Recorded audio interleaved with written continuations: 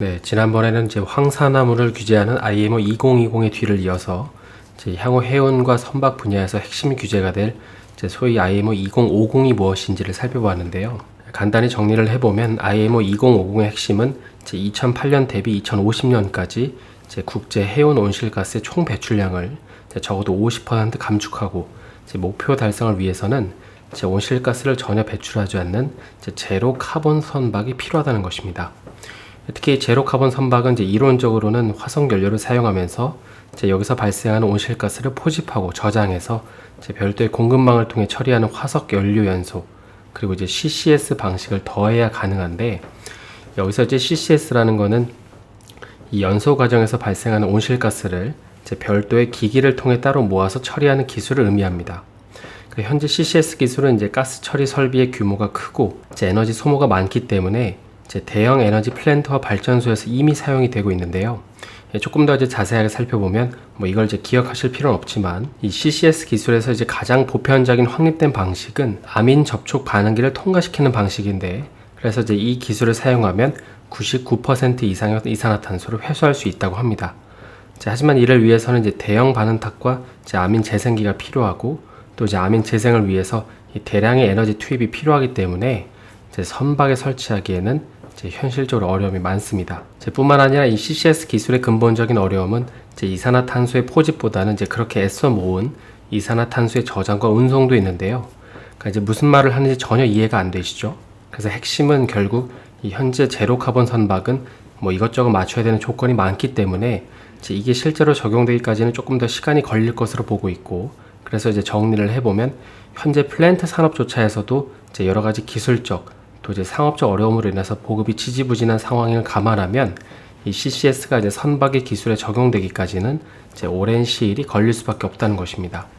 그러니까 이제 일반 공장에서 상용화시키는 것도 힘든데 이제 선박에다가 탑재해서 쓰기에는 이제 시간이 조금 더 필요한 것이죠. 그래서 이제 이러한 이유로 많은 전문가들은 2050년까지의 온실가스 감축량 목표는 이제 화석 연료를 사용해서는 달성하기 어렵다고 하는 이유가 이제 여기에 있는 것입니다.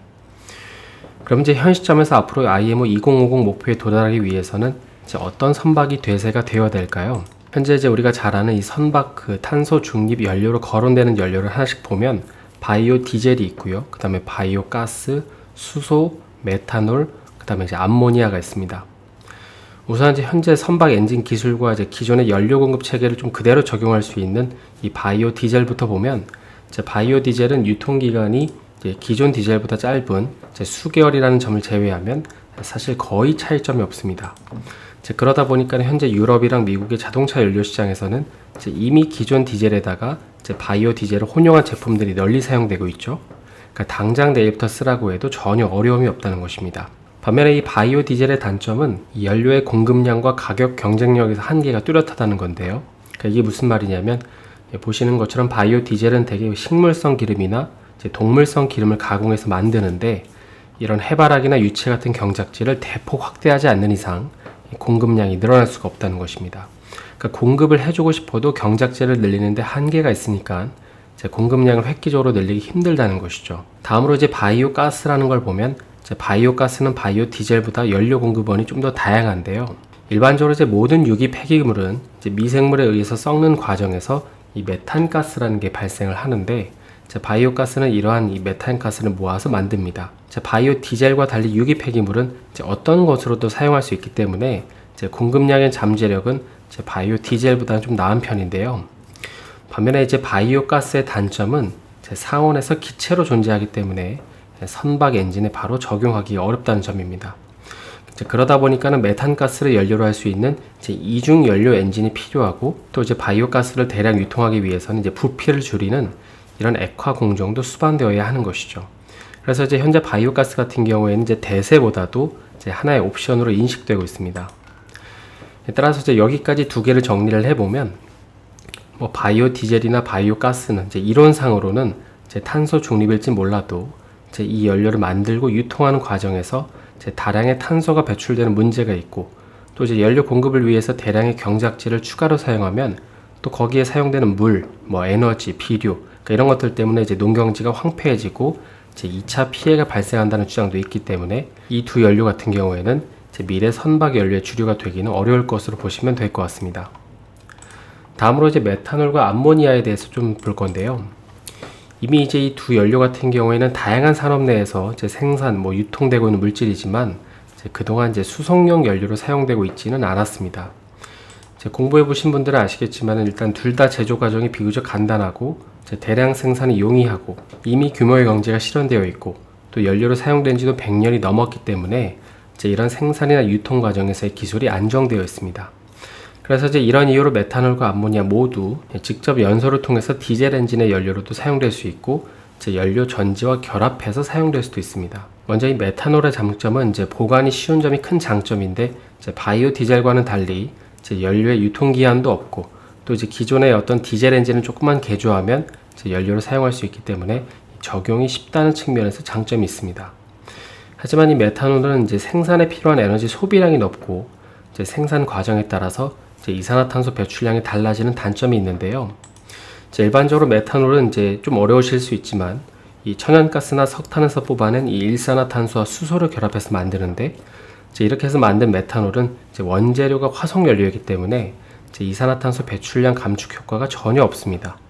그래서 이 탄소 중립 메탄올을 만들기 위해서는 공정에 필요한 아까 언급한 일산화탄소와 수소를 비화석 연료에서 가져와야 되는데 대기 중에 이산화탄소를 뽑아내서 이 일산화탄소를 합성하거나 또 태양광이나 풍력 발전기에서 생성한 전기로 물을 전기분해해서 만든 수소를 이용하는 전혀 다른 방식을 적용해야 됩니다. 또한 메탄올은 독성 물질이기 때문에 취급에도 주의를 기울여야 되는데 그래서 결국 정리하면 메탄올은 아직 갈 길이 멀지만 그래도 가장 중요한 부면 중에 하나인 유통 과정에서의 편리함이 있기 때문에 이 원료를 만드는 데 있어서 경제성만 개선된다면 추후에 주류 연료가 될 가능성이 아주 높습니다.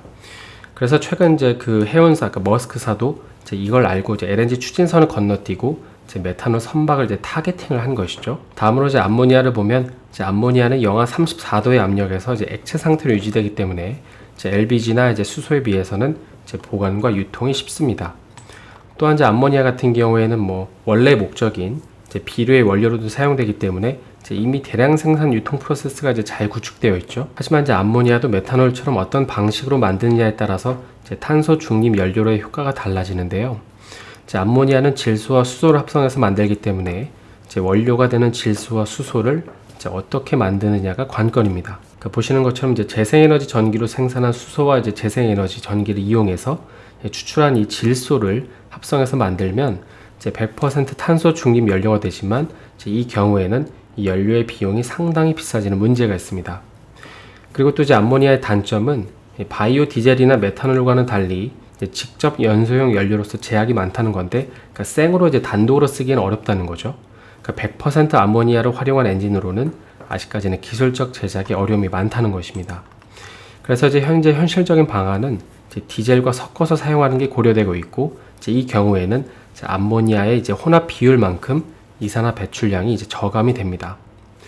그럼 암모니아랑 메탄올 중에는 어떤 게 더 각광을 받을까요?